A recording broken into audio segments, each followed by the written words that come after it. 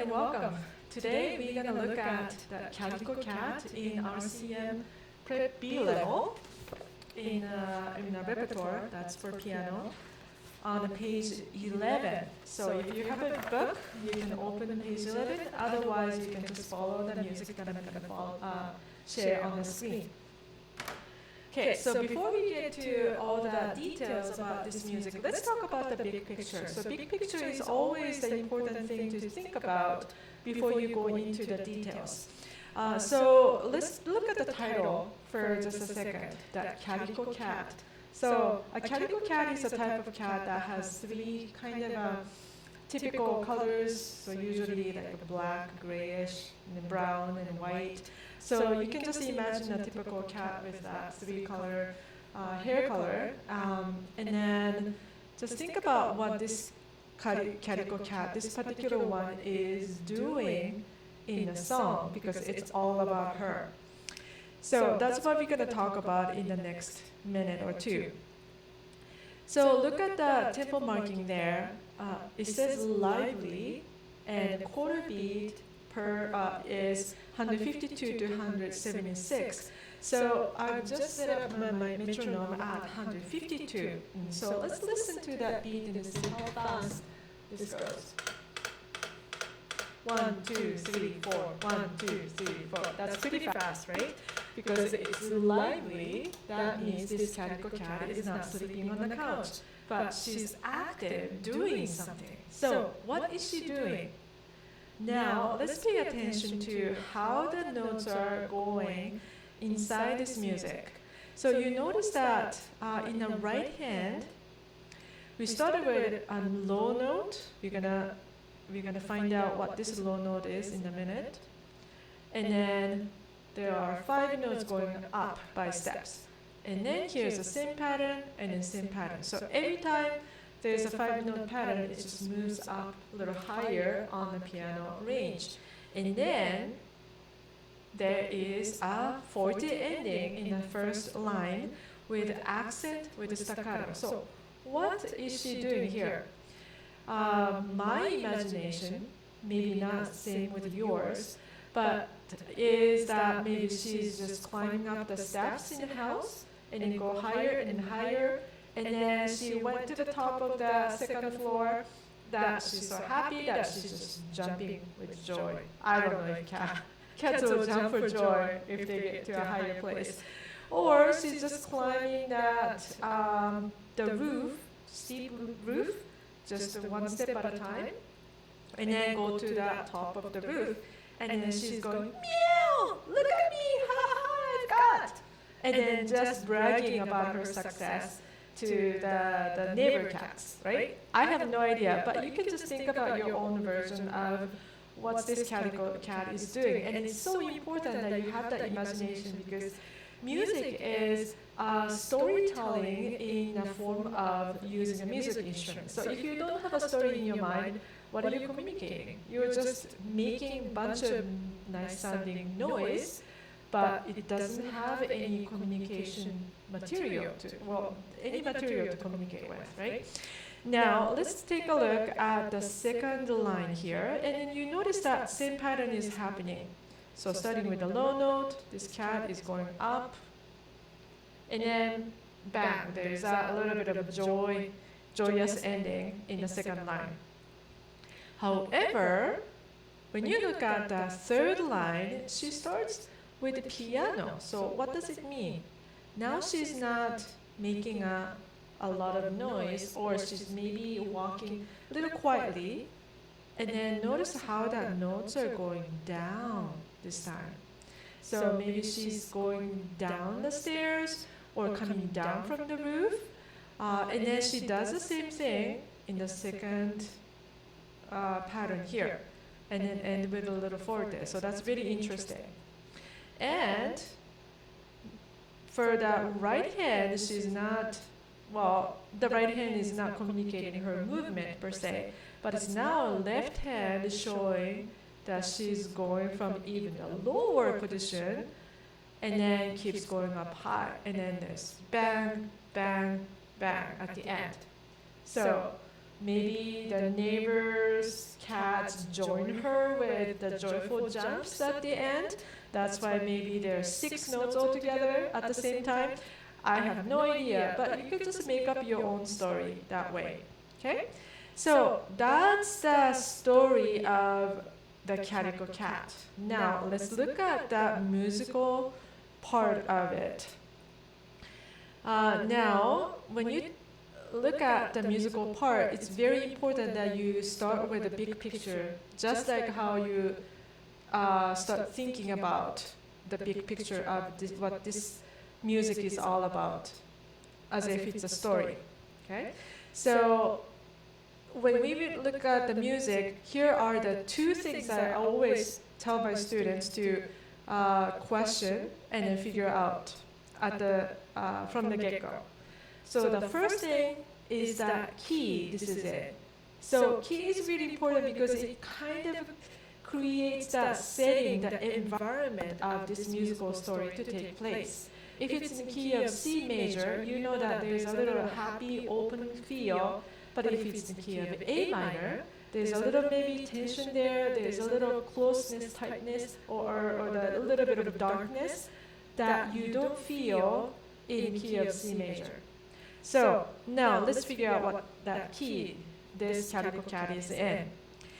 Now you notice that there's no flats or sharps at the beginning of this music, right? So that means there are 2 options as in for the keys. So it's either in key of C major that doesn't have any flats or sharps, right? No sharps or flats. Or it's in the key of A minor. So there are either 2 options, but A minor has different versions. There's sometimes G sharp, G and F sharps, but we're not gonna go into that. So we're only talking about A natural minor at this point. So which one is this? Is this key of C major or key of A natural minor? So that's a great question to ask. Now the second thing, so the first step to determine the key is to look at the key signature. Now, second step is to look at the very last note in the bass. So bass means the lower note, right? So this happened to be a very low A at the end. So a song usually ends with the tonic of its key, which means that it's the first note in that scale that the song usually ends with at the bottom of the harmony or the note, the end of the melody or whatever that last note in the bass is. So in this case, it's ending with an A, so that means it's not key of C major, it's a key of A minor. That's right. Now we know that the feel of this key. Next thing that we need to find out is that time signature, the meter, how that beats are going, what's that heartbeat of this song. So in order to find out, we're going to have to look at that key signature at the beginning. It says the 4/4 time. Now what does 4/4 time mean? That's right. It means there are 4 beats in the measure, and it's a quarter note that gets a beat. So in other words, there are 4 quarter beats in every measure. 1, 2, 3, 4, 1, 2, 3, 4. Now remember how fast my metronome was going, right? Da da da da da. 1, 2, 3, 4. 1, 2, 3, 4. So that's the heartbeat of this song. So it's really important to remember that this Calico Cat is just going all over the place from the beginning to the very end without any stopping or slowing down in the middle. Okay? Now that we know the key this is in, and the meter, the pulses, the beat of the music, now we can look at patterns of the melody. Okay? So let's take a look at the right-hand notes at the beginning. Here is the first note, there.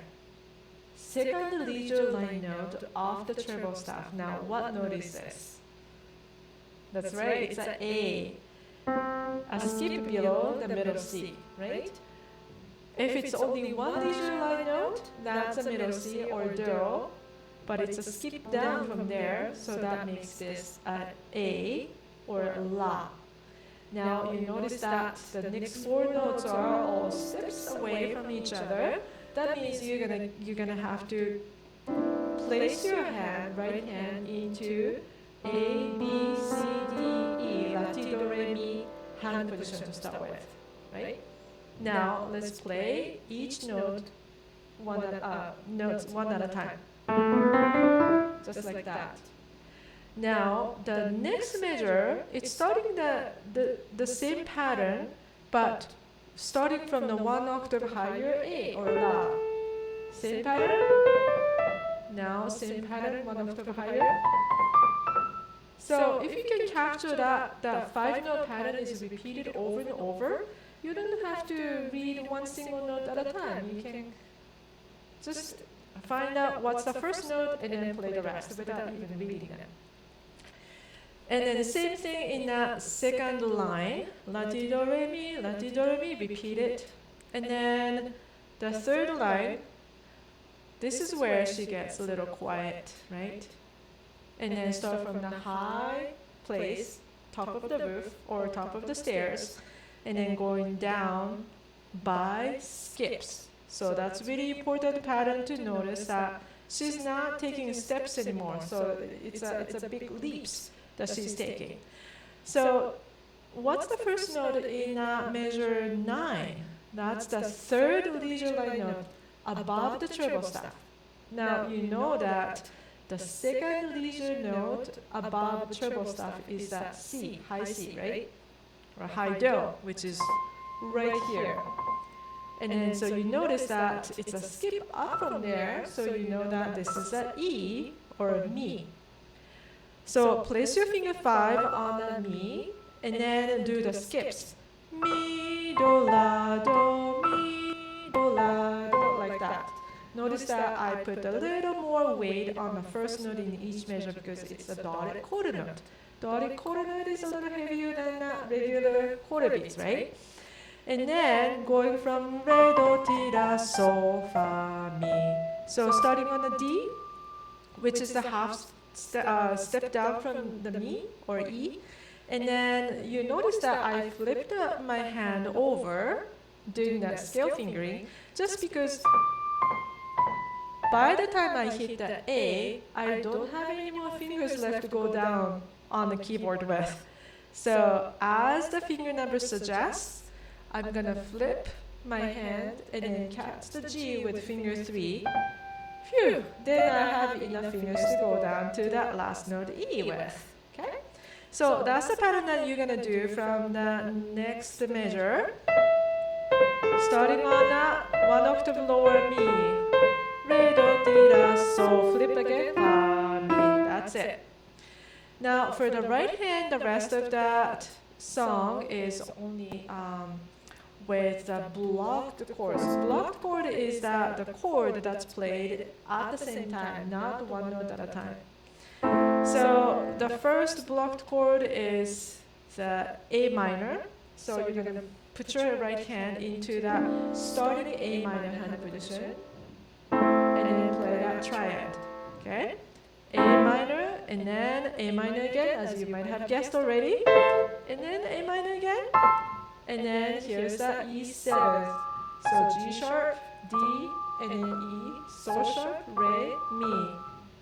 So that's a little bit of crashing sound. That's a 5/7 chord. If you know the theory, that always brings us back to, well, lots of times, most of the time, brings us back to the tonic triad, which is the A minor, so that we can end the song. That gives a nice feeling of the ending.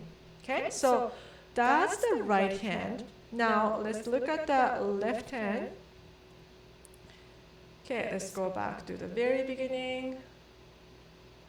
Okay, I'm gonna erase the things as much as I can. Okay. So, what's the first note in the left hand? So you have to know where all the dots are in both the treble stuff and the bass stuff by this time. Okay, if you don't know it, I want you to review it over and over again so you know absolutely where those C's are or dots are on the music stuff. Now, where is the C in the bass stuff? So I usually put the star mark on the third space in the bass line, if I can. I'm just gonna put that red line there. So the third space is super important because that's where the bass do is, right? Third space is always very, very important in the bass stuff because it tells that where the bass C is, bass do is. Now this first note is a skip down from that because it's a next space note, right? So we know that that's the tonic of this key of A minor, one octave lower from the starting note in the right hand, right? So you're gonna put the finger 5 there because that's what it says, and then also so that you can catch that higher notes in that at the end of that first measure, C and then E with the fingers 3 and 1 together.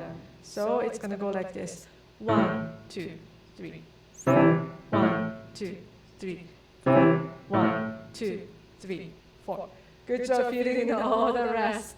Rests are a very, very important part of that song. It doesn't mean that you stop. It means that simply you will raise your hand off the keys and then feel the rest inside. Inside your brain, inside your heart.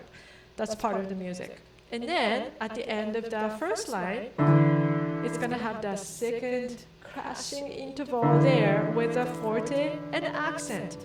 So that's D and E, re and mi play together like this. Okay? So give it a little kick like that. This is where the cat is jumping or going meow at the top. Okay? Now the same thing in the second line, same pattern, and then only end with the higher A minor position, only missing that middle note C or do. So just the outer notes in A minor chord. Okay, that's simple enough, right? Now let's take a look at the third line. Now there are a bunch of soft whole notes. Okay, and then you're gonna start with finger 1 on A, La, so that you have enough fingers to go down with. So remember, this is where the cat is going down. And then same pattern with that lower La, same melodic pattern.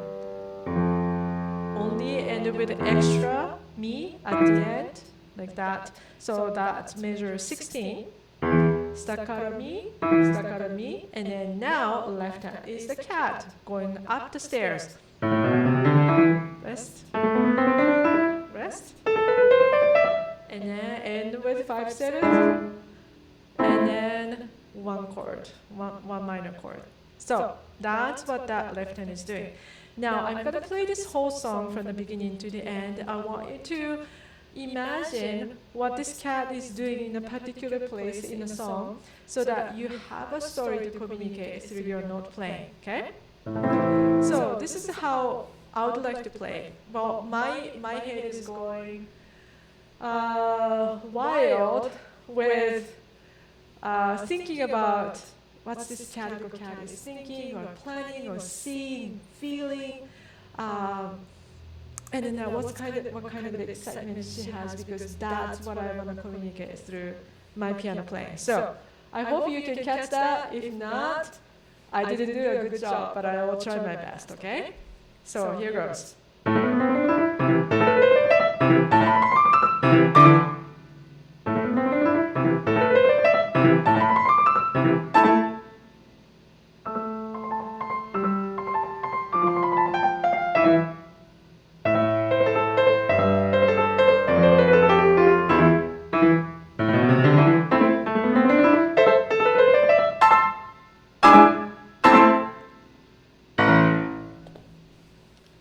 So that's my version of the Calico Cat. I hope that you kind of felt that imagination I was thinking in my head.